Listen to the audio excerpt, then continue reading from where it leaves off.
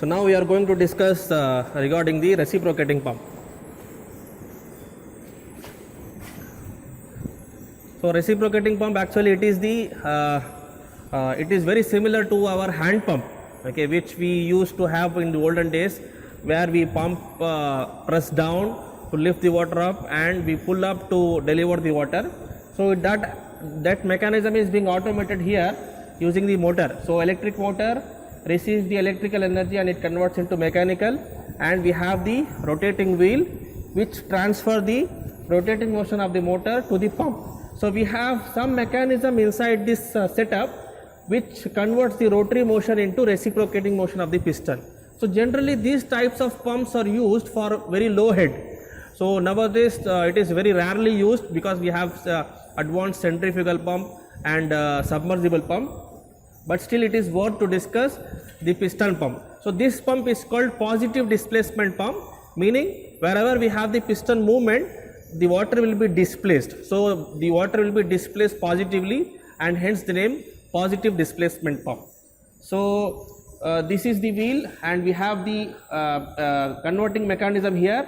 We have the piston over here, and we'll be having valve, one-way valve, which stops the movement of water in the reverse direction, and this is called air vessel, which is used to remove the air bubbles inside this circuit, and it also acts as the reservoir. Wherever the water is being required, it supplies the water. Wherever it is excess, it takes back the water as a reservoir.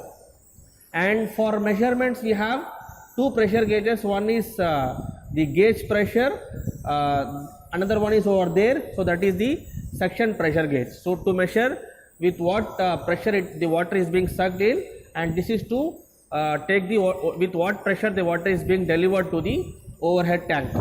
And we have the energy meter over here to measure the input energy being supplied to the pump. So this is regarding the reciprocating pump. So as we have discussed in jet pump and gear pump, any pump if we take, we have three parameters as an output parameters. One is what is the liquid, second parameter what is the amount of liquid, that is volume, and the third one is what is the pressure of the liquid. And for input parameter we have the energy meter. So for calculating the output, what is the liquid? The liquid is water here. So we know the first parameter as water. We can calculate the specific weight of water. And for calculating the discharge, we have the collecting tank here with a scaled height. So we can measure the rise of water. The length is constant, the breadth is constant. The rise of water can be easily measured using the measuring scale to calculate the discharge by noting down the time taken for rise of water. And for calculating the pressure, we have suction gauge over there and delivery gauge here. So that will give us the pressure, with what pressure it is being sucking the water. This will give us with what pressure the water is being delivered to the overhead tank. So this is regarding the description. Now we shall go to the procedure. First we have to switch on this pump. We have the switch here. We have to switch on the pump. We have to be very careful that before switching on the pump, the valve has to be completely open, because it is positive displacement pump. Whenever we have the piston movement, the water will be delivered. Once we close the valve, it will get over pressurized. Okay, so we have kept the valve completely open. Now we are switching it on. Okay, so now what we have to do is, in the tabular column we will be having pressure column, two pressure column. One is pressure gauge reading, another one is vacuum gauge reading. So in the pressure gauge reading we have to take the readings from here. Okay, so we have, it is outer reading again. So 0, 0.5, 1, 1.5, 2, 2.5 kg per centimeter square. So this is the pressure gauge reading. As an initial reading, we can take it as 0.5 or 0.6. So this is the initial pressure gauge reading. We have to note down in pressure gauge reading. So 0.5 kg per centimeter square. Now correspondingly, we have to note down the vacuum gauge reading here. So it is also outer reading.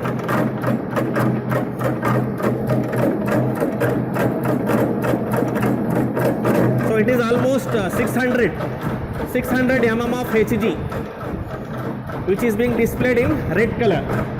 So that is the suction pressure, and for this set of pressure reading, we have to note down the discharge over here. So water is being discharged through this and it is getting collected here. So now once I close this, so water is coming. Once I close this, we can easily observe the rise of water level here. So let me close this. Now we can observe the water level being rising here. Now slowly it is getting filled. Now water will rise.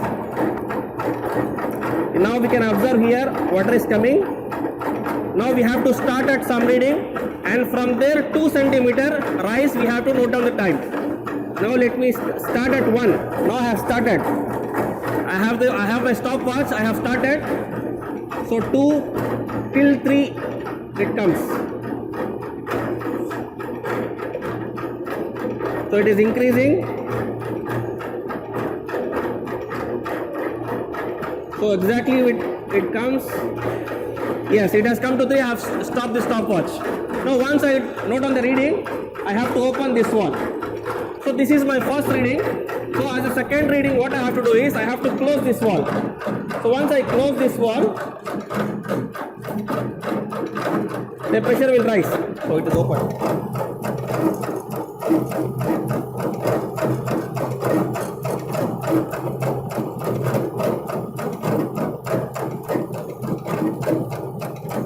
Now the pressure will increase to 1. So for that pressure reading, I have to take before that I have to take the energy meter reading here.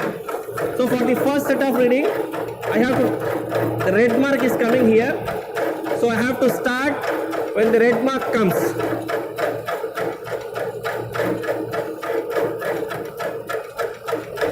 Now it is coming. Yeah, I have to start now. Once it completes 1 revolution, I have to stop my stopwatch. I have started my stopwatch. Once it comes to the middle, I have to stop it. I have stopped it. Now this time taken which I have noted down in the stopwatch has to be noted down in the time taken for end revolution. So whatever time I have noted down here, that is for time taken of hex centimeter in the water tank. So there are 2 pressure and 2 times. First pressure is this pressure gauge reading. Second pressure is vacuum gauge reading. Then time taken for 2 centimeter rise in the water tank. So this is for calculating discharge. And whatever time I have noted down here in the water meter is to calculate the input power. Now as a second set of reading, now we can observe here the pressure has rise to 1.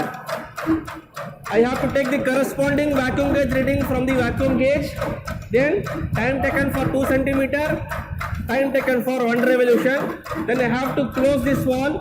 The pressure will increase to 1.5. Then I have to note down the vacuum gauge reading, time taken for 2 centimeter and time taken for 1 revolution. Then we have to proceed with the calculations.